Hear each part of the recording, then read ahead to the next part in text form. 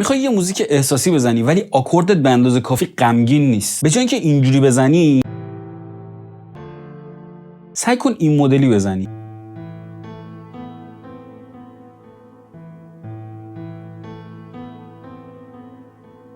بریم قدم به قدم بهت بگم چیکار کنی. ما 2 تا آکورد انتخاب کردیم که می‌خوایم بزنیم دیگه. این سیکل آکوردیه که فعلا مد نظرمون که سیکل آکورد 1 4، یعنی توی گام لا مینور، کلید لا مینور 1 و 4 رو انتخاب کردیم به عنوان سیکل آکورد. این آکورد اول، این آکورد دوم. حالا مدلی که ما میچینیم به این صورت، یعنی عددی که میگم و اینجوری حفظ کنیم ولی نوع نوشتارش یکم متفاوته. عدد اینجوریه: 1 5 1 2 3 2 1 1 5 1 2 3 2 1. چجوریه؟ اینجوریه. یک همون درجه اصلی، یعنی شروع آکوردمون. 1 5. ببین یک توی درجات گام، اگه بلد نیستی اینجا اینو بذارین کلیک راست، مینور نچرال و لا مینور مثلا گام ما. اگر براتون اینجوری فعال نیست، بیاین این قسمت ویو و نوت گرید هایلایت رو فعال کنین یا آپشن و بی رو تو مک بزنین. آلت و بی توی ویندوز میشه و بعدش از اینجا تعیین کنین گام و اینجوری این سفیدا میشه درجات گامتون. حالا میشمرین. گفتیم چی؟ گفتیم 1 5 1 2 3 4 5، بعد دوباره 1 2 3 2 1. یکی که میگیم یعنی این بالاتر. یک بعدی که گفتیم منظورمون یه اکتاف بالاترشه. خب ادامهش چی بود؟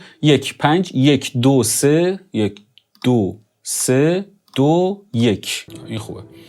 1 دوباره 5 مثلا، یعنی بگیم 1 5 1 2 3 2 1 5. اینجوری برگردیم، بریم بالا برگردیم، همین تکرار میکنیم. خب حالا که اینو ساختیم، نوتا رو میکشیم.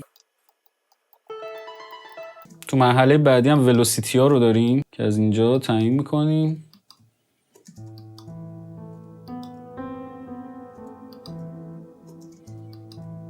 همین رو برای آکورد بعدی هم انجام میدیم. گفتیم 1 5 1 2 3 2 1، اینم 5. سعی کنید از قبلی خیلی بالاتر نره و درام و بیس که بیاد میشه این. یه ذره صداش کمه، کل نوتا رو انتخاب کنین، اسکیل لول اینو بیاریم بالاتر.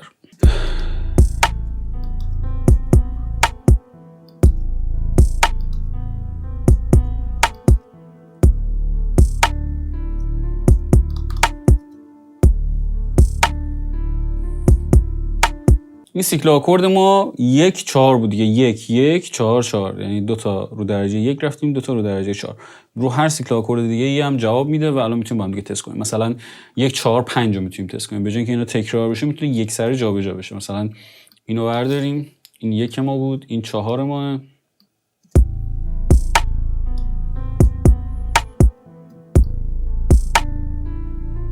میام 5 داریم. خب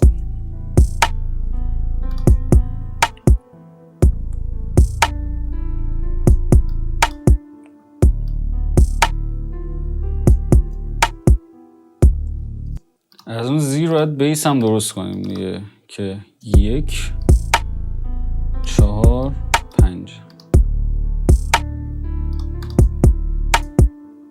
یه ذره تکرار و اینا رو تنظیم کنیم. مثلا بگیم 1 دوباره یه بار تکرار بشه حداقل که اینجوری بشه.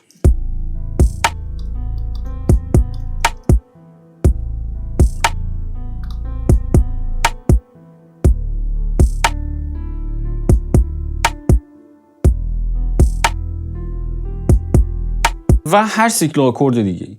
پس ما میتونیم این مدلی یه حالت آکورد شکسته جذاب بزنیم. اینا آرپیج نیست، اشتباه هم بهش میگن آرپیج، این آکورد شکسته است. این به جای که یک سر اجرا کنیم میشکنیم آکورد. و این فرم ها و این پترن های آکوردهای شکسته تو اینترنت ریخته. سعی می‌کنیم هر چند وقت یه ویدیو کامل راجع به هر پترن بریم و چند مدل تست کنیم که این یه ویدیو. اینم از این ویدیو. اگه سابسکرایب نکردی حتما همین سابسکرایب رو بزن، زنگوله رو روشن کن که هر هفته کلی ویدیو آموزشی خفن راجع به آهنگسازی و موسیقی داریم. من مهارم دوستون می‌دارم. تا ویدیو بعدی فعلا خداحافظ.